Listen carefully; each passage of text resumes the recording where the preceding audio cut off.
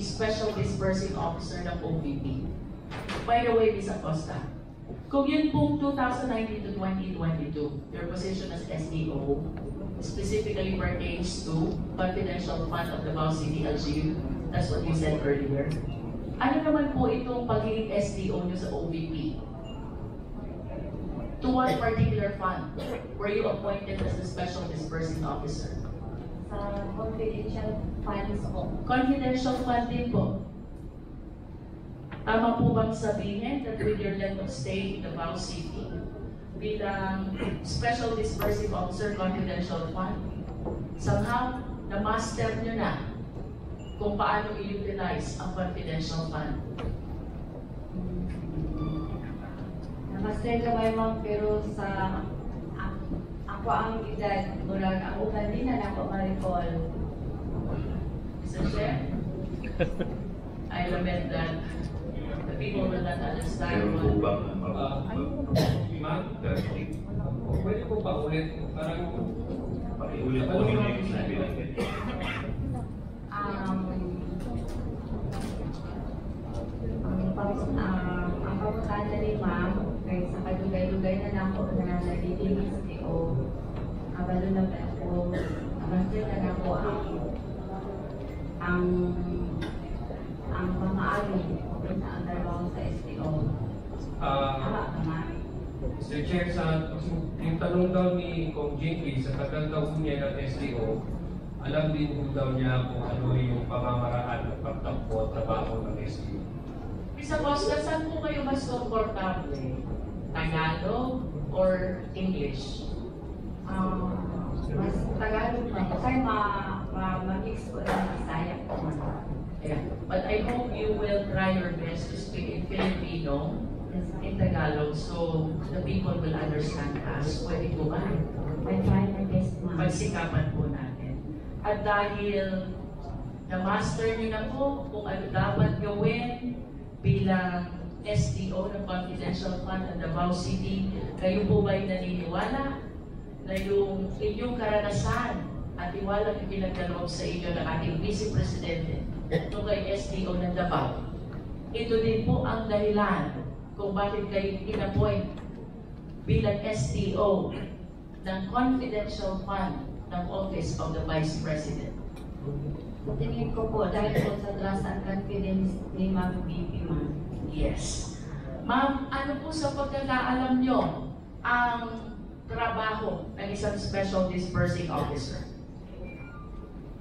Ang pagkakaalam po ang trabaho ng isang disbursing officer ay siya po ang in charge to disburse the amount and therefore accountable po siya. In addition po sa disbursement, ano pa pong naaalala nyo na isa sa mga pangunahing trabaho ng SDO? Siya po ay isang accountable person. Accountable person. Would you agree with me? Kayo ba'y sasang-ayon na bilang SDO? Kasama po kayo sa gumagawa ng financial plan? Yes, ma'am. Sasang-ayon din po ba kayo bilang SDO? Kasama din po kayo sa preparation ng liquidation report? Yes, ma'am. Bilang SDO, kasama din po kayo sa certification kung saan ginamit ang confidential fund? Yes, ma'am. At bilang SDO, kasama din po kayo sa preparasyon ng ating accomplishment report. Tama po ba? Ang accomplishment report po, ma'am, ay mabibase po ako sa aming... But nevertheless, Ms. Acosta, kasali po ba kayo doon sa gumagawa ng accomplishment report? Ay, yes, ma'am. Yes. Ang na-mention ko po, Ms. Acosta, is the entire process of utilization. It starts with the preparation of the financial plan, tapos susundan po ito ng disbursement. Under the disbursement, dito po tayo nagkakaroon ng encashment of check. And after the encashment of check, after the utilization of the same, papasok po yung liquidation of report, and then the certification that the same were utilized properly. Pagkatapos may sasubmit din po kayong accomplishment report. What I said, Ms. Acosta, represents the entirety of the utilization process of confidential fund.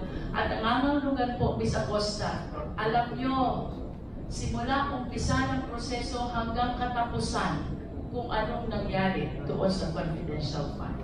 Tama po ba?